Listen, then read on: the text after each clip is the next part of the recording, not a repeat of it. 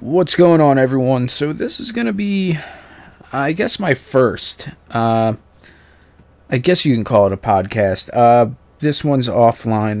This one's not online yet. Eventually, what I want to do is actually do kind of a either a weekly or a monthly live stream podcast. Probably nothing going on. Maybe gameplay. Maybe a still picture. This video will have most likely gameplay. Not 100% sure yet. I just started recording it, so we'll find out. Basically, I'm just going to go on and kind of rant, not even rant, just kind of talk and basically go over a few things, my thoughts on a few things, different stuff like that. Just talk about random stuff, instead of trying to do a let's play or this or that. I'm just going to do some recording, me talking, and that's it. So, I mean, this first one's going to be more towards, let's say, my history with computers and stuff like that. Might as well get a background out there, basically to set, a little bit better who I am, my experience with computers and cars and technology and all my interests, all that good shit. And eventually, I would be interested, actually, whenever, to do a collaboration. A lot of people... We'll start with that before I get into basically everything else. Collaborations, everybody's looking to do collabs, especially in, like, the Minecraft and all the other specific game communities. Sorry, that's my phone. You're probably going to hear it. I'm going to put it on vibrate. This is going to have no cuts or anything. Just kind of unscripted me. But, I'm not looking to do a collaboration to, like, get more views or anything like that. I think it would be fun. I mean, I'm not out, asking people to do collaborations or anything like that. But if the opportunity comes, me and whoever it may be hits it off, I'll be game. I'm whatever. So, yeah, that being said, I guess we'll start with my history with computers. Now, I'm not an old guy, but I'm not a young guy. I'm 27 years old right now. Now, when I got into the computer game, it was not late in my life, but, later than some other people. I've always been interested in cars and electronics, as far as I can remember. But I didn't get my first computer until I was like 14 or 15 years old, I believe. And that was an old Packard Bell. It was completely outdated when I got it. Now, granted, this was still when you could get internet, but it was dial-up, 56K. And we didn't actually get internet right away. We actually ended up getting this computer... I think it was for like 20 or 50 bucks. It was an old Packard Bell with Windows 95 on it. And it was the best we could do. Grew up really, really poor. Single mom, basically minimum wage job. So, I mean, we got what we could. And I friggin' loved that thing. I would play solitaire and different stuff like that constantly. I would. And I enjoyed it. I enjoyed tinkering with it, taking it apart, stuff like that. Now, I didn't get right into taking it apart. I just kind of treated it like, like a computer and just enjoyed using it. Now, a little bit down the road, we got Net Carrier internet. And obviously, it was 56K. And basically, that's when everything, in my opinion... that was the amazing time to be online. When Napster was first out, there wasn't many laws for that. You could literally go on Napster, you download a song, and you had a 50-50 chance of getting the song that you want, or like the first 5 seconds of a song, and then awful frequencies that just killed your ears. And, so, we had that. And for the people that remember, man, 56K downloading a song, you're looking at 2 to 3 hours to download one song, one MP3 file, horrible quality, And it was just that's how slow it was. To load up a picture online, like, it would take you, like, 5 minutes to load up a low quality picture on a website. It was slow, but it was fun. It really was. And from there, we actually ended up getting I forget the exact model, but it was an HP. It was kind of like the HP that I have in some of my older videos that I retrofitted. But it was a little bit older than that, but it still had a CD drive, the recovery discs that you could put in the top for storage. That came with, oh no, that wasn't my second PC. Was it? I honestly don't remember now. It's been so long. But anyways, this one PC, since I'm talking about it, it came with Windows ME. And for those who remember Windows ME, holy shit. Reinstall Windows every week. That computer was fantastic, though. I ended up, I didn't do much to it, actually. All I did, I forget the graphic card, but I went out, I think it was to a computer show, and ended up buying a GPU for it, and used that for a little bit, and it worked good. It really did. I didn't really have much issues with the exception of Windows ME.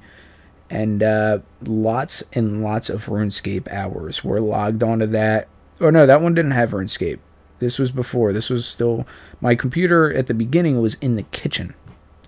Because I didn't really have a bedroom when I was growing up. I mean, me and my brother shared a bedroom, but he's 4 years older than me. And, he was 4 years older than me. So basically, I didn't have a bedroom. I lived and slept in the living room up until I was about 16 years old. I mean, I was with my mom and my dad until I was about 4 years old. Then we moved out. And, for quite a few years, I slept in the same bedroom as my brother. But then it got to a point when I was like 13, 14 years old. I ended up just living in the living room at that point. The living room was my bedroom. Obviously, I had my dressers and my clothes upstairs. But, the upstairs was my brother's bedroom. The living room was mine. And I just was in the living room. So, yeah. And so the computer was in the kitchen. Now, when I turned about 15...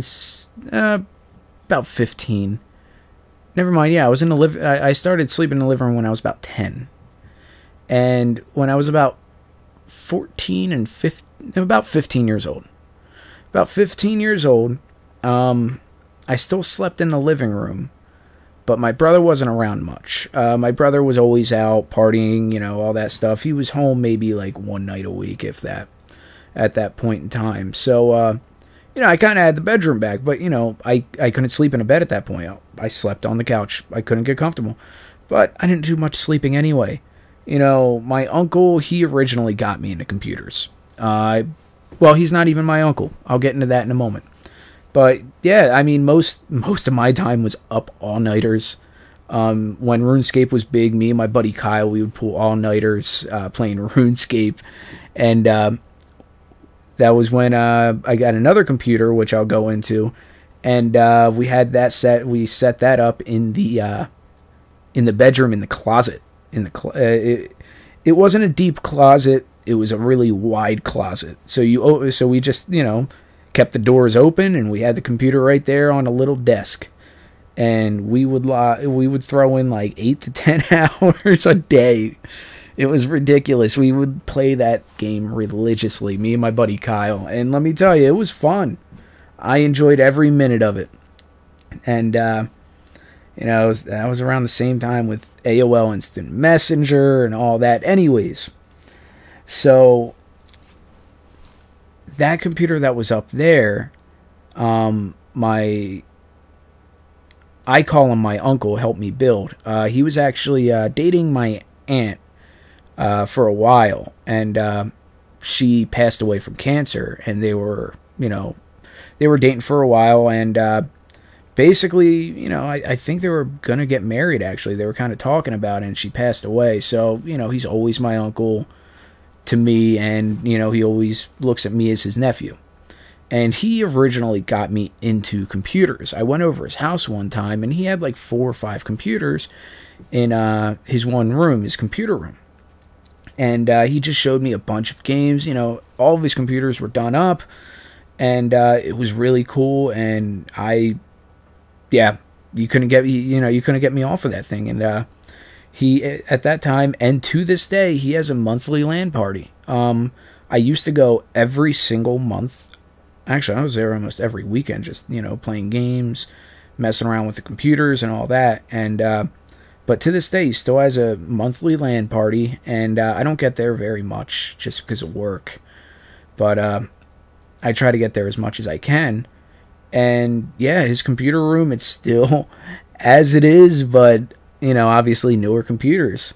And, I bring my computer now, but, even at the beginning, same people were coming, guys that he worked with, stuff like that.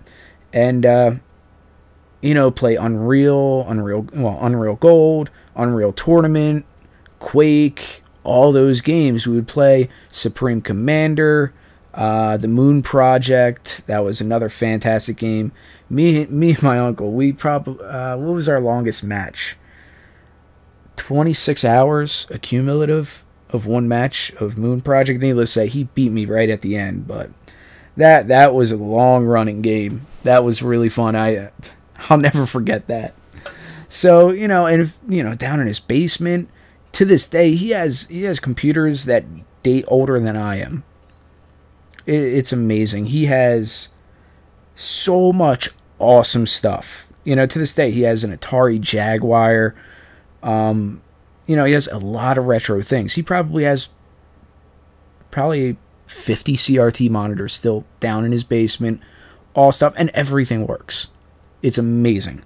But up there now, he has a 4790K with a 970, GTX 970. He has another computer with a AMD A107870K with GTX 970. And then he has about 5 or 6 computers right now in that room. One's running the server, the other ones are all set up there mainly for his LAN parties. So, his friends, people can come over. They don't need a computer. They can come over and just sit down and play and have a good time. Because that's what the point of it is. And that's why he has so many computers. He's a very giving person. He's a very nice person. Anyways, so he got me into computers. And around that time, computer shows were huge. You could go anywhere and find computer shows that were going on at, some time of the month. So we went to a computer show together again, and I had some money in my pocket, and I forget most of the specs, but I do remember we ended up getting an AMD Athlon XP. I want to say 2800, but don't quote me on the number. But it was an AMD Athlon XP, the old single-core processors, back in the day when multi-core processors weren't really around, especially in consumer. You couldn't find one. The best thing you could get is an AMD Athlon or a Pentium 3, I believe. So this was actually before the AMD Sempron even came out. So we got the AMD Athlon XP. I believe we put 256 megabytes of RAM in it. We put a 40 gigabyte hard drive, because back in the day, 40 gigs was actually a lot. I got hard drives that are 8 gigabytes. But yeah, we put a 40 gig hard drive in it. We got a new case. Got a standard CDR-W drive. And it was an Asus motherboard. Obviously, I don't remember the model of the motherboard. But yeah. And we actually, from the computer show, he took me straight home. Because, at that time, I lived about an hour and a half away from him. So from there, it was getting late, so he just ran me back home, because it was right after the LAN party. Then we went there, and then he took me to my place. Well, my mom's house.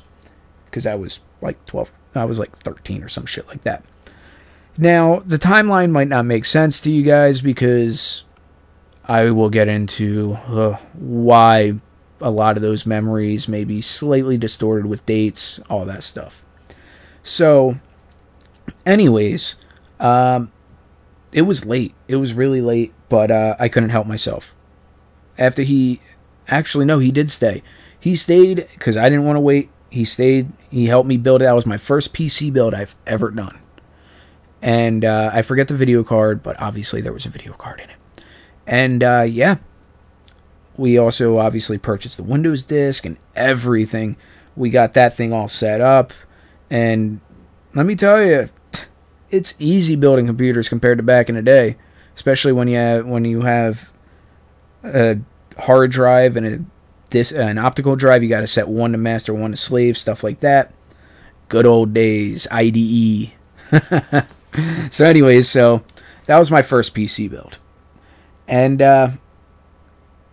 yeah, I mean, it all took off from there. Now, I had that PC for years. Fucking years. And I ended up selling it.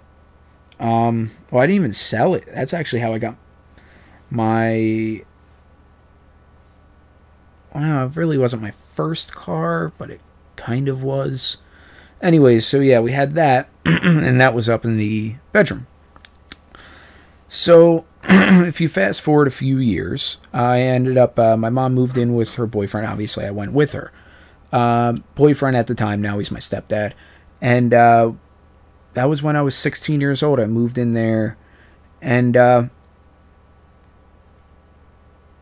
yeah, so I had that computer, and I ended up getting a laptop, a Dell XPS M1210, and it was a 12-inch gaming laptop. I think it was a 1210. I don't think it was a 1012. I'm pretty sure it was an XPS 1210, M1210. And it was a gaming laptop, and it was actually a fantastic laptop. For the time, it was fantastic.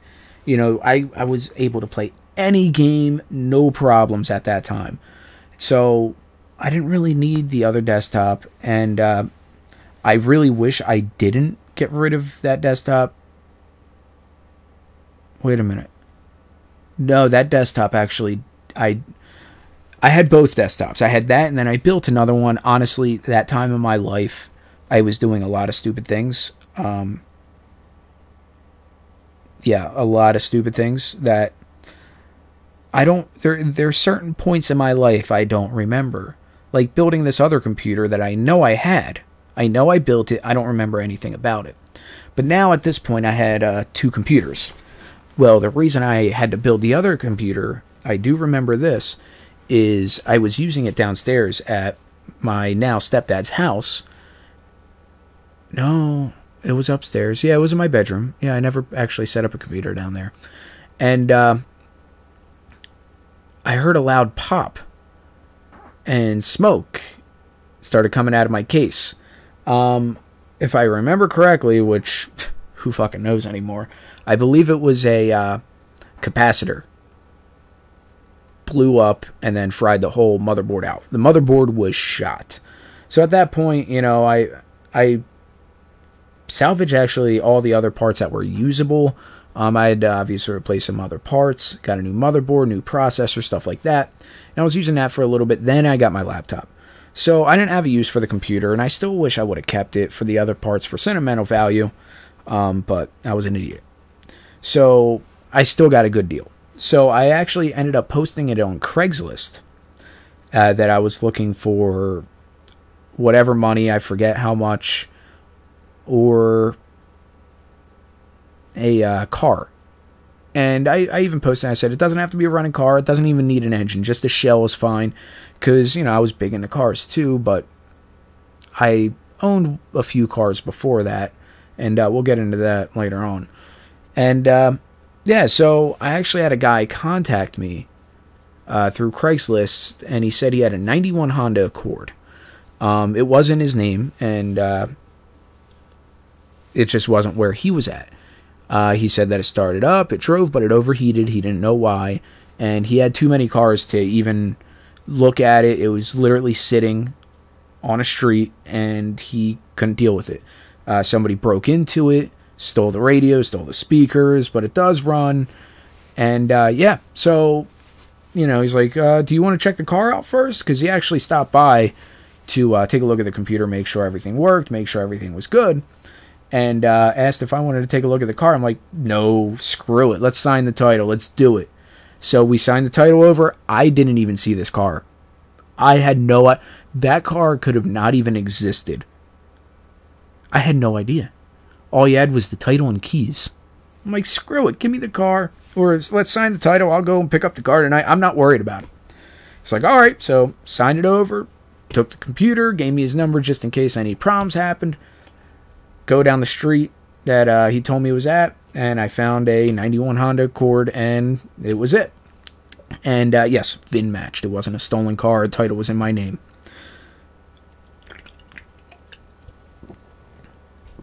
So, ended up driving that back. That was about a 2-hour drive. And it didn't overheat once. One thing that I did notice is, obviously didn't have a radio or speakers.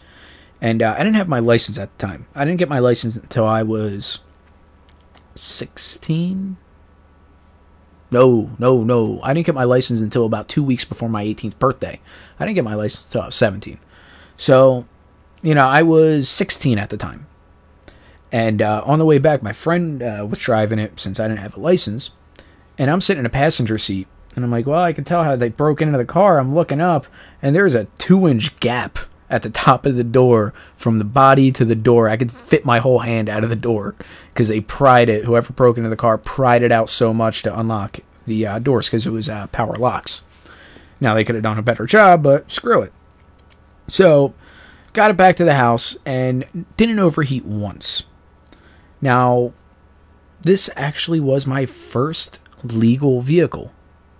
I ended up buying I actually had the title for this too. I bought a car for $50 off of a buddy. It was a 1986 Honda Civic. 5-speed manual. Was it manual?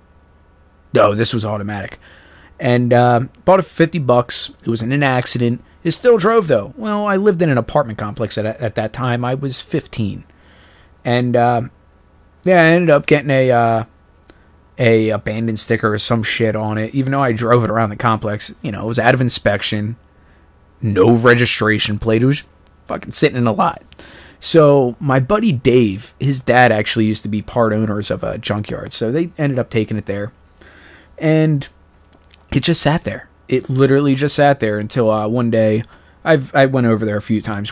Their junkyard actually has some running vehicles. They get a lot of like drug bust cars in there that's never going to be recovered, stuff like that. And the one time we actually had a battery pack, a jump pack, and we were just walking around. We found a Jeep Comanche 5-speed, and it's a mud pit back there. We ended up getting that thing running, and an old Jeep CJ5. Needed to put gas in that, but you put gas in that and a jump pack, that thing started right up. We tore that place up with those vehicles. It was a fun time. But anyways, there was a lake out back. And we ended up putting a cinder block on the accelerator and letting it go. Ran it right into the lake. Front end was damn near submerged and was still running. So they got the backhoe. They pulled it out. We did it again. Got it even further. You seen bubbles, and then nothing. You know, the thing was beyond done. So anyways, after that, my mom and my now wife actually helped me out get my first technical car, which was a 92 Honda Civic hatchback CX. Lovely D15 1.5 liter, 80 horsepower motor. That thing was sweet though. I ended up putting 112 in it.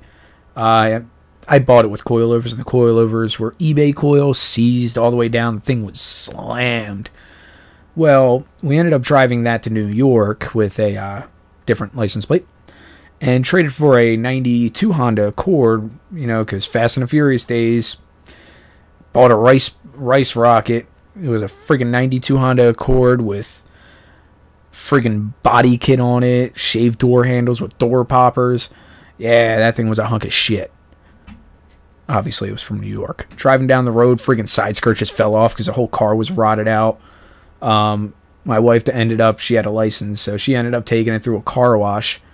And the rear bumper fell off from the car wash from it being rotted away. And yeah. So after that, I ended up getting rid of that, getting an 87 Honda Accord 5-speed. That was a DX. So manual, what would that be? Moonroof, that tilt moonroof. Manual windows, base model 5-speed. Had that for a little bit of time, put a fart can. Still never legalized that either. And ended up getting rid of that, actually. I ended up selling that for a few $100.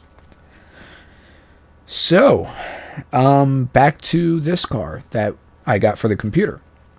So, a few days later, I ended up starting it up, and I drove it just around the roads because I had it at my now wife's house.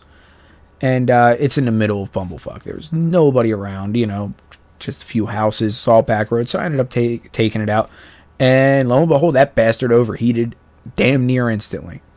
So, I couldn't find out what was wrong. Ripping it apart. And I ended up finding that the one heater hose was actually leaking on the thing. Now, the heater hose on the back of this literally goes from the head to the block. Well, the head to the water pump piping, if I remember correctly, on that car. And it's such a tiny, tiny hose. Well, I ended up going to an AutoZone, getting a correct hose, putting that back on. And let me tell you, that thing ran fantastic for years. For years. I had that car since I was 16 years old. Now, this is where it's going to kind of go from car to cars now.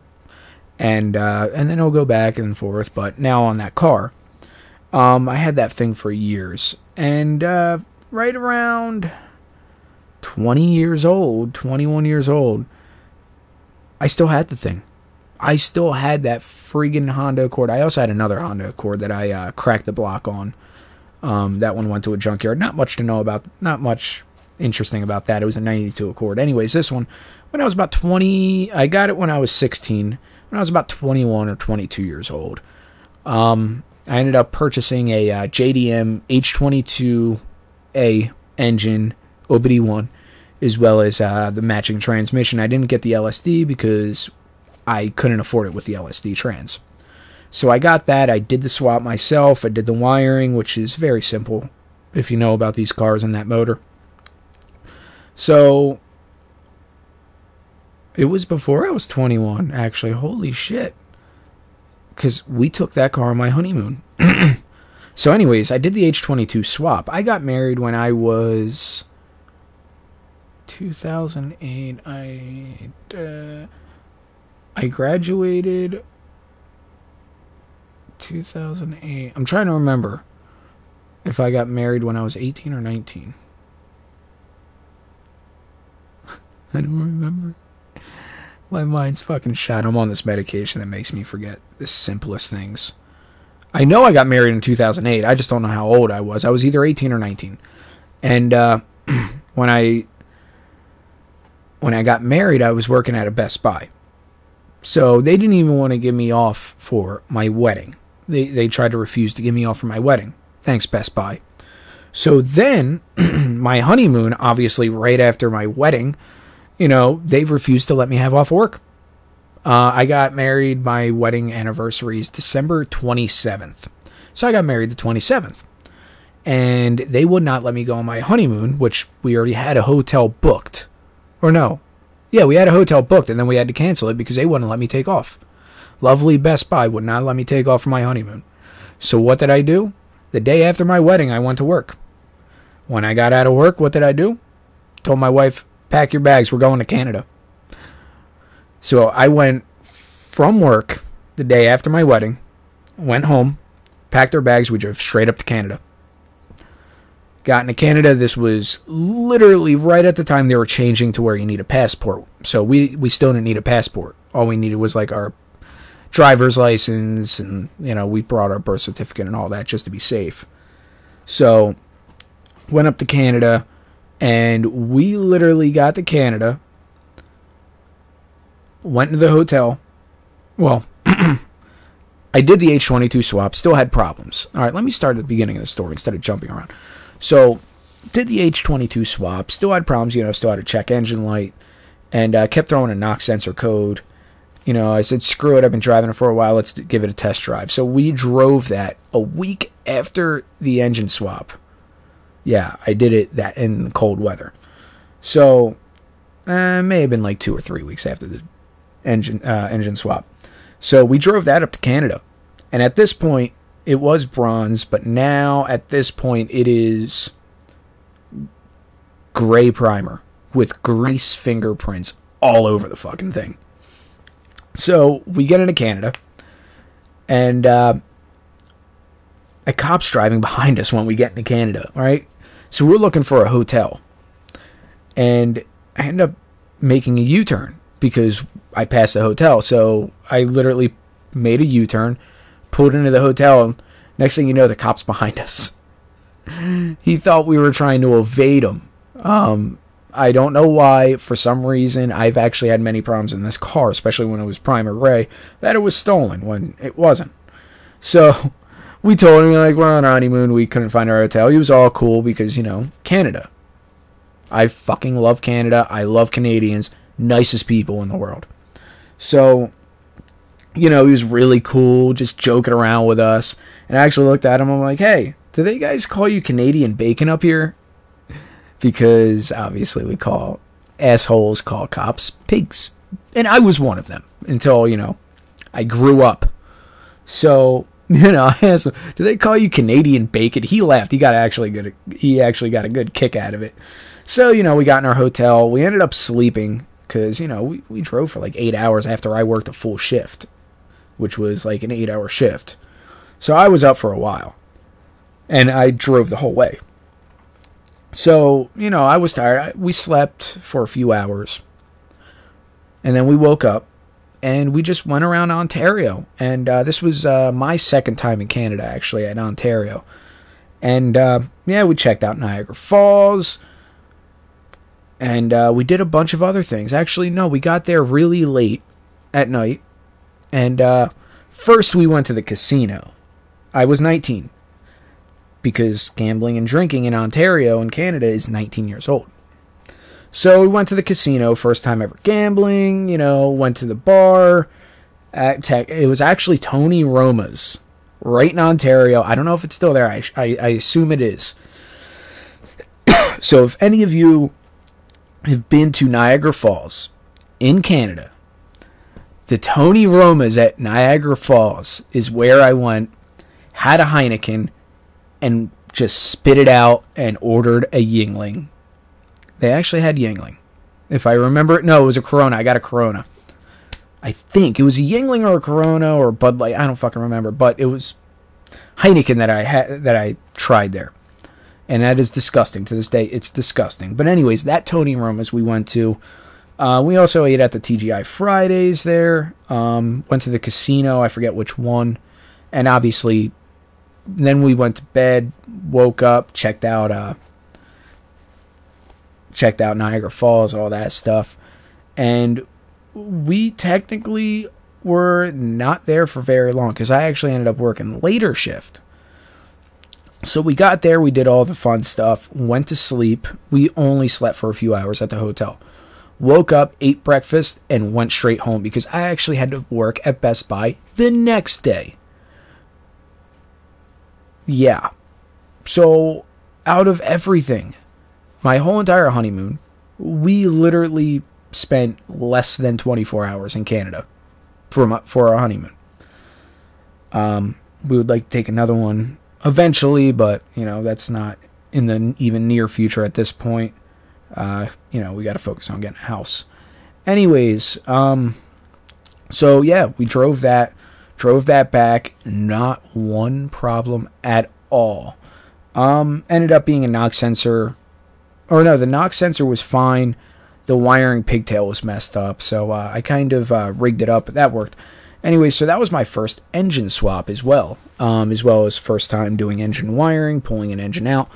And anyways, I had that car, like I said, I got that car when I was 16 years old.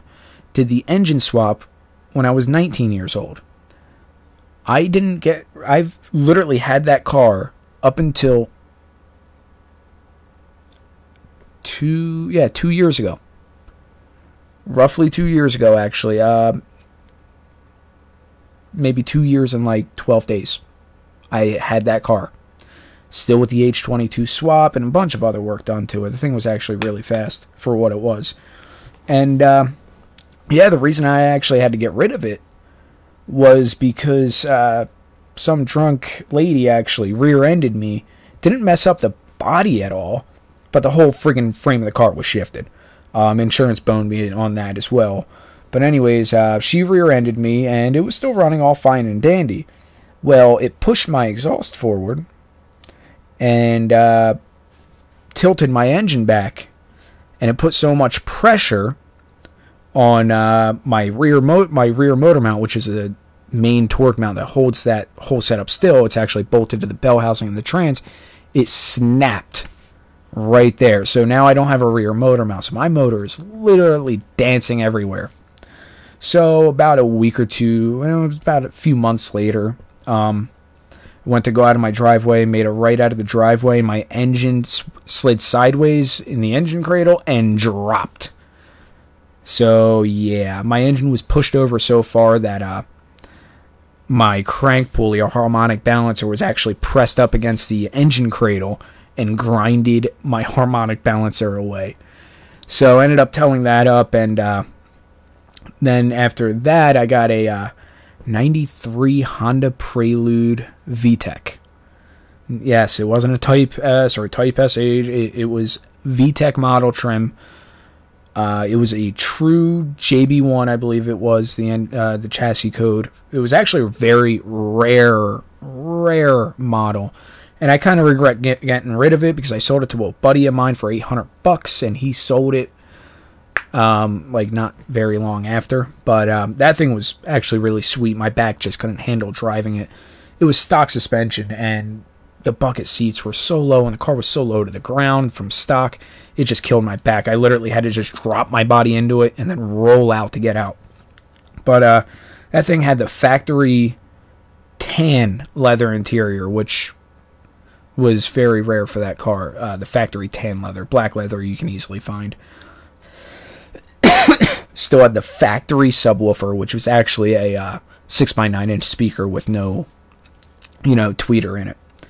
So I had that for a little bit, and then I got my 2010 Subaru WRX, and then I sold my Prelude to my buddy because I didn't need it anymore. And so yeah, that Accord lasted me very, very well. That Accord got me through a lot. The fastest I actually got that thing up to was about 150, 155, I don't know. Speedometer that I had in there went up to 140, and I had it buried on a turnpike because my wife was broken down in the Lehigh Tunnel. She was going really, really, really far away, and her car broke down, so I dropped everything and hauled ass. And yeah, I also had 2 bad outer tie rod ends on it, so I was all over the road, but I didn't care.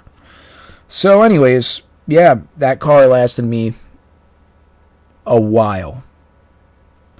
So then I had the Prelude, which I got the Prelude for $800, sold it for $800.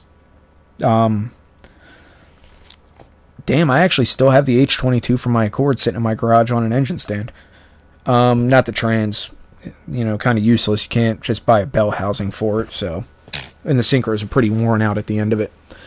So, yeah, I had those. Now I got my Rex, and I honestly did not tell you about all the other cars I've had.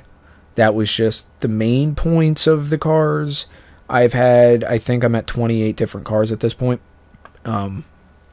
So yeah, I mean, right now I still own my WRX. I own a Buick Century V6. Then my wife, she has the Chevy Cruze. She ended up having to get that because she was rear-ended in her Accord, one of my other Accords that I had that I didn't mention, that I bought for $200, and ended up just the only money that I put into it was an intake manifold gasket, and then, of course, brakes when they needed it, stuff like that, and a little bit of exhaust work, because it had messed up exhaust. But I bought the car for $250, put less than $100 total into it. We had that thing for 3 or 4 years. She ended up getting rear-ended by a lady that was going about 60 to 70 miles an hour faster than her. Because she went over a hill. There was a tractor trailer making a right. So she, obviously slowed down. So she didn't rear end the truck. She didn't slam on her brakes. She was down to like 5 miles an hour. And this lady just goes over the hill, not paying attention, just rails into her. Ends up breaking the seat, so much pressure that she actually lifted up in the air, spun, blew out the tire off of the wheel on the driver front. The tire was just half off the rim at that point. Blew all the she was rear-ended. Blew all of the front lights out of the car. The headlights, the corner lights, the bumper turn signals, they were all there for the ones that weren't shattered from the impact, but they were all just dangling by the wiring from the impact. You couldn't even open the rear doors. The whole car was just demolished. And I was actually on the phone with her when it happened. She was on her way home from work, and I was using her mom's spare car, and I was on the phone with her, so I hauled ass over to her. Luckily, she was fine. Well, with the exception of she still has problems to this day with her back from the impact, obviously. But other than that, she was actually fine. For some reason, airbags didn't deploy in it, but whatever. And now the lady that hit her ended up going off in an ambulance, obviously. When she hit my wife, she wasn't wearing her seatbelt. Her face smashed the windshield, put a huge spider crack from her face, and she landed in the passenger seat of her own car. So, yeah. So, anyways, so that happened, and at that point, we didn't own one car, because my car died, and then literally it was a week after is when she got rear-ended. So, we ended up going to a dealership, and we got her the 2012 Chevy Cruze that she has now. We hate the thing. We do. I mean, she always wanted a Cruze ever since she's seen it. She loved the look of it. But the thing is just, it's a problem child, and it's not that particular Cruze. It's Chevy in general. After the mid-90s, garbage. Once they went over to OBD2, they're awful. So, yeah. So now she has that, and I mean, it's getting us by. It gets decent fuel economy, cheap to repair, because it just went out of warranty. Granted, we had it in for warranty things all the time, and recalls. Jesus Christ. And then the recall part's going bad, obviously. The Chevy Cruze is like the Note 7. They'll fix the recall. That doesn't mean it's fixed. So she has that, and that's when I got my Prelude for $800, and then I got my Rex a year after hers, and I actually got my WRX. We signed for it on Halloween, and I picked it up November 1st. I remember that. That was 2 years ago. So now we have those cars, and yeah. But anyways, as far as cars, I've always loved working on cars. I've worked in the business for quite some time. I've worked at different dealerships. I've worked at different shops, Pep Boys, Honda, Chevy, Best Buy is their installer, and a few other places. And I was actually taught by a bunch of people, a bunch of master techs that are my friends. To this day, I'm friends with them. I don't work with them anymore. And so I don't like using a lot of the more expensive, newer equipment for diagnosing things unless I have to. I go the old way. I go the old route where you don't need the computers to diagnose most issues. I can do, I can do scanners and all that, but I like, sorry about that, but I like doing it myself. If there is if there's an intake leak somewhere, I'll physically try to find it myself. The smoke testers are really nice. I need to get my hands on one of those. But when it comes to like anything like that, I love diagnosing things. I love diagnosing things when it comes to cars, when it comes to computers. If something goes wrong, it may seem aggravating, especially when you look at my face sometimes. It may seem like I'm aggravated. I'm not. Deep down, I am enjoying the fuck out of it. I really am. And I just enjoy diagnosing. I've done so much car work. I've done welding. I've done painting. I've done panel replacing. I've replaced windshields, fuel pumps, fuel tanks, engines, pistons, rod bearing. You name it, I've replaced it in a car. And I've just loved doing it. I do. I mean, I'm not doing it as a job right now, but the main reason for that is the flat rate pay system. The flat rate pay system is awful. I'm not going to lie. That's why I'm doing what I'm doing right now. It's an hourly rate. And I miss it, though. I miss working on cars. I do. Now, recently, I did go to a Chevy dealership. And I was only there for a week. It was a joke. After a week, still didn't even know how to clock into their system because it was just so retarded. And, that and a few other things that whatever, they don't really matter mentioning, so a bunch of issues. But my first job there actually was diagnose this knocking sound, or this tapping sound, they said. 2015 Chevy Impala? I believe it was the Impala. Either way, it was the 2.4 liter 4-cylinder, non-turbo or anything like that. Looking into it, and we found the noise was on the bottom end. Now, we didn't know if it was bad rod, bad piston, or anything like that, because, we just knew it was a bottom end sound. We had to get approval to rip the engine apart. So we got approval. It was obviously under warranty. But, we still got to make sure we're allowed to rip it apart because the customers are there. So they set the customer up with a rental. So we start ripping it apart. Well, I start ripping it apart. And found that the rod bearings were actually shot. They were sheared. If I can find the pictures, I think the pictures are long gone. But I'll see if I can find the pictures. And if I do, I will add them just so I can make a mental note. 48 minutes. Okay. So if I can find the pictures, I'll put them in at 48 minutes. If pictures aren't there, that means I couldn't find them. But anyways, rod bearings were destroyed, so we needed new rod bearings. Well, you can't just get to them very easy with that car. Everywhere, for how long it's supposed to take, says about 15 hours. Because technically what you need to do is rip the whole entire front. Well, you got to rip everything off the side of the engine, which is technically the front of the engine, then pull off the timing chain cover, then pull off the timing chain, then the balancing chain, and then you can pull off everything else to get, the oil pan, well, both oil pans and the oil pump out of the way, because the oil pump is actually mounted right underneath right underneath the rods there, and it's ran by the timing chain. Well, it paid like 15 hours. I had it done in about 2.5 hours.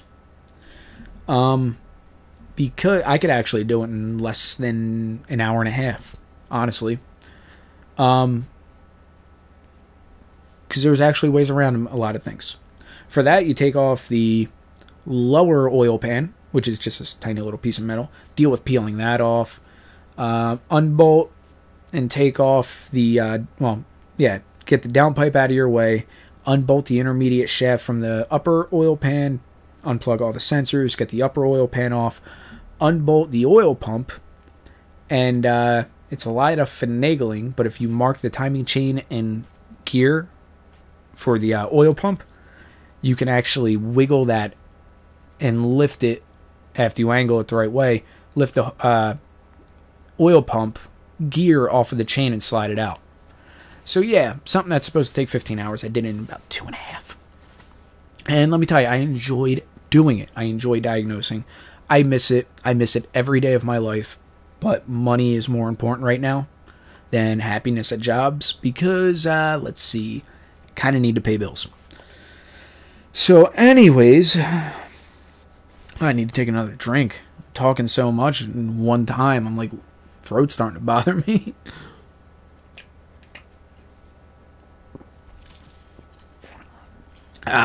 Alright. So, yeah, I miss it. I love doing it. I'm also, obviously, inspection and emissions license, all that happy horse shit. Where the fuck was I going with this? I was rambling on so long, I don't even remember. I was talking about my cars, her car, my car, and I have experience. Okay. So, yeah. Now,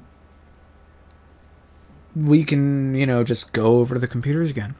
So, after I moved in with my wife, I had my XPS laptop. Now, we ended up buying her an Asus gaming laptop. I forget the technical model number, but yeah, it's completely outdated now. It has an Intel Core Duo. So, we got that for her. First time we actually filed tax returns together. So we got that for her. That thing was expensive for when it came out. And then my XPS ended up dying. Got approved for credit. And bought myself my Alienware M17 R3 gaming laptop, which we still have to this day. That thing's actually really old now. So from that, her laptop at that point was like way too outdated. You couldn't play 90, anything new. It couldn't fucking play. We had it for a while. We still have it, but we don't really use it anymore.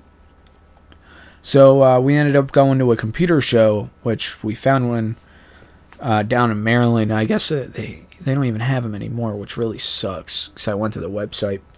And I ended up getting an AMD FX 6300 base model Asus USB 3 motherboard, 8 gigabytes of DDR3 Ripjaw RAM at 1600 megahertz. What hard drive did I get? I think I got a 1 terabyte hard drive. I'm not 100% sure on that. Ended up getting Windows 7 Home Edition. Got the AMD R7 260X GPU. What did I use for a cooler? So that didn't come with a CPU cooler. Did it? No, that didn't. I honestly don't. I used a factory fan. It may have come with come in the box, actually. I'm not 100% sure, but I did use a factory AMD CPU fan. So it was, factory air cooled.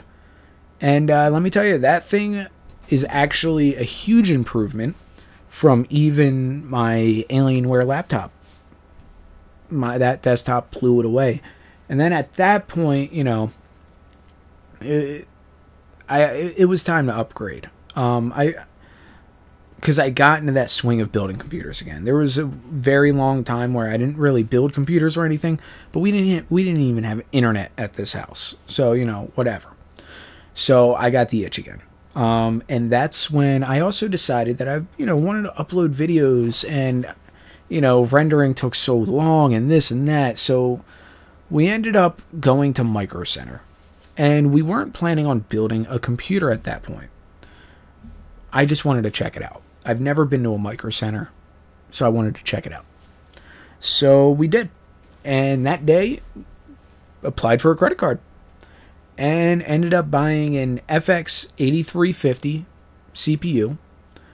An ASRock Fatality 990 FX Killer motherboard. 16 gigabytes of EVGA DDR3 RAM, two sticks total. It was 16 gigabytes of 1866 megahertz RAM. I think I bought a DVD drive. Bought my Striker case that I still have to this day. Bought a 1 terabyte Toshiba hard drive. What the fuck else? Actually, I kept my graphic card. No, I upgraded my graphic card. I also got a AMD R9 390 video card. So CPU, motherboard, RAM, hard drive, GPU, and I also bought an EVGA 750 watt gold. It's a 750G NEX 750G power supply, full modular, and I had that for a while. And so I was using that, rendering videos, this and that.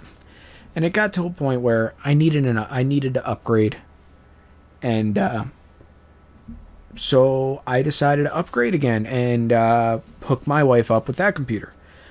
Or no, after that,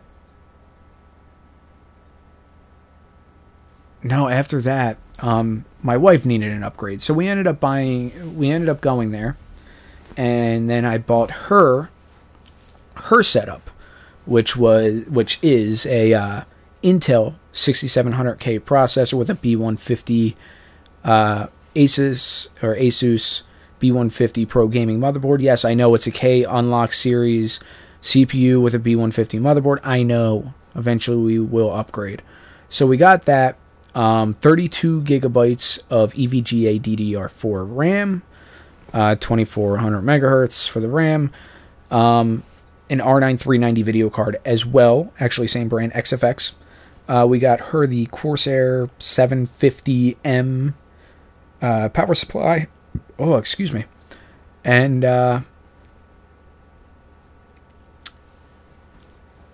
we also got her case, which is the Thermaltake P5. Now, I wanted to liquid cool it, but we didn't have the funds for that right off the bat.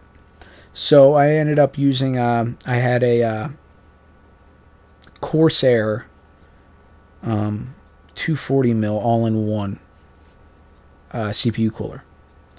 So I put that on there, but the tubing wouldn't reach to the openness where the radiator is supposed to be mounted on that. So the fans were just pushing or pulling, I forget which, against the solid metal surface. Airflow wasn't really going through it. It did cool it fantastically, though, for what we needed it. Never overheated once. So then we eventually got the EK Waterblock 360 Extreme kit, which comes with 360 rad, soft tubing, compression fittings, water block, pump, and a reservoir. So we put that on, and so yeah, that thing was running great and is running great. And a little bit later, I decided it's time to upgrade for me as well. For rendering videos, it was just taking too long. I was dealing with blue screens, and I just gave the fuck up. So I decided to go, and I got myself an Asus C170AR motherboard with an i7 6700K CPU, 32 gigabytes of DDR4 RAM, same as hers. And that was it. I just upgraded, I kept everything, but I, just basically changed that, and got an SSD as well, 240 gigabyte SSD, because it was time. I needed an SSD. So, I put all that together, and it ran great. And the RX 480s were announced. So I went to Micro Center, and I said, I need these. I need this. I was planning on getting one. And they didn't have two of the same. Now, it was only the reference, so it didn't really matter. But, they didn't have two of the same. So I bought a VisionTech and a Sapphire. Yes, I ended up buying two of those bastards, crossfired them right away. Obviously air-cooled. And And yeah, so I was running them, sold the R9 390. And so I was using them for a while, but they were overheating. Just because they were inside of a case and they were so close together, the one just kept overheating and crashing the system. So then I decided I'm going to buy a new case. So I bought the Thermaltake P3 Snow Edition. So it's white, small version of the P5. I purchased hardline tubing, PETG, triple seal fittings, and I had some laying around as well because I did hardline in a striker case at time. And I still had the radiator, so I bought the hardline. More hardline. I already had the water block from my FX8350 open loop, so I used that. So I bought the hardline. I bought 2 RX480 XSPC water blocks, some more fittings that I needed, and a XSPC reservoir pump combo that has the D5 pump. Now, the reservoir is actually made out of full glass. It's fantastic. And I already had the radiator. It's a 360 rad. And set it all up. And honestly, I'm looking at it right now, and I love the way it looks. And it performs fantastic. It performs right underneath a GTX 1080, and it's not overclocked. Now, I tried to overclock them, and I kept on getting crashes. I recently tried to overclock. I got it to 1401, and it ran fine until I tried to play a game, and then I was looking into it, and the reason why I kept crashing is because, well, the first time the reason it was crashing is because I was using AMD's Wattman. No, use MSI Afterburner if you want to overclock. But the other thing that I was dealing with and why it crashed after I used MSI Afterburner is the one was overclocking no problem to 1401. The second one wasn't saving the overclock. I would, switch everything over to identical 1401 megahertz, all that, hit apply, and it would just move right back to the stock. So I'm like, well, no wonder. So I don't know what's going on. I don't fucking care right now. So I put them both back at factory clocks, which is plenty fast enough. So yeah, so there's that right there. And then my wife's video card was getting a lot of sag from the video card. So we decided to sell that. And we ended up picking her up an MSI GTX 1070 EK edition, Seahawk EK. So that's, a 1070 GTX MSI card with a EK water block, open loop water block. So we got that on hers. And we got that installed. That runs fantastic. And then I decided, might as well get a server. Something that I can back all my stuff up to. A computer that I can have dedicated just to record and render, so I'm not rendering and recording with the same computer I'm gaming on. So, went out and bought another setup. This one has a EVGA X99 Micro 2 motherboard, an i7-6800K CPU, 32 gigabytes of DDR4 RAM. 32 gigabytes is more than enough. Seems like my special number, right? Now, if I want to upgrade RAM, I'm actually going to have to replace the sticks because it only has 4 DIMM slots because it's a smaller board. The video card, I didn't need anything ridiculous, but I did want something that was capable of gaming as a backup. So I got a Devil RX 470 4GB model. Got that in there. I put a 120GB SSD in that, as well as a 4TB hard drive and a 1TB hard drive. And I put that in my striker case, and then I also open loop that one with my Thermaltake 760 Big Water. The only problem is I needed another water block, so I bought a EK water block. Just throw it in there. So now that one is water-cooled and up and running. So basically at this point I got these 3 computers running, and that was in a striker case. Well, I decided to change it up a bit. So I bought another case. I wasn't looking for a case, but Micro Center had this Thermaltake case. I think it was the V2 or X2, something like that. It's for a micro ATX, but it's a cube style. and it's normally $140, and they had an open box for $45 because it was on sale and an open box on that price. So I picked up the case for $45, and the one guy's like, "Oh, you know, just to let you know, it's probably going to be missing pieces." I'm like, "Fuck off. I know it's open box, and it's a display unit. Everything was there, mint condition. Got a steal on the thing." And let me tell you, I love that case. So now that's sitting in that case where the motherboard actually sits on its back instead of standing up. I still have 18 computers in the garage. They're all old single-core Pentium 4s and AMD Semprons. But yeah, still got all those. All Dells, old as fuck. But yeah, they're my current computers. And yeah, I gotta say, that's kind of my computer background knowledge. I mean, I didn't really go into background. I'll elaborate a little bit more. I kind of just talked. I don't even know how we got to an hour and fucking 5 minutes. But yeah, I hope this was interesting for some people. And whether people like it or not, I don't give a shit if whatever. I mean, everybody, some people might enjoy it, some people don't. I'm going to probably continue these. Because these videos that I'm making, I'm not making them for internet fame or anything like that. I'm making these videos to try to, when I'm doing some kind of putting something together or taking something apart, I could do like a zoom in with music over it and just speed through it, make it look cool. I don't want to do that. I want to try to teach people. I want to inform people. I want to help people out. And honestly, that's why I'm making videos as well. You know, I enjoy doing it. I enjoy sharing things to the world. And I enjoy helping people out. You know, if I can help one person out, that's fantastic. You know, I'm one of those people. I get joy out of helping people out. I really do. So yeah, but now I'm going on a tangent that might actually make up for maybe next week's video. I'll probably do another one of these next week. So if you like this video, give it a like. Don't give it a like. Give it a dislike. Whatever you feel.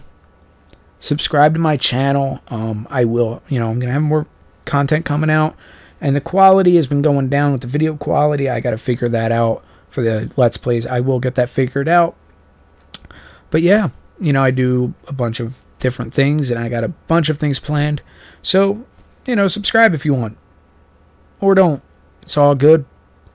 And, yeah. Just one thing to ask from you guys is try to have a good day. Don't let the little shit stress you out. And just try to relax. I've been through a lot. I really have. And one thing that I have learned is some shit you just gotta let go. Now I'm losing my voice, as you could probably hear right now. So I'm gonna go. But like I said, everyone, have a good one. Talk to you next time.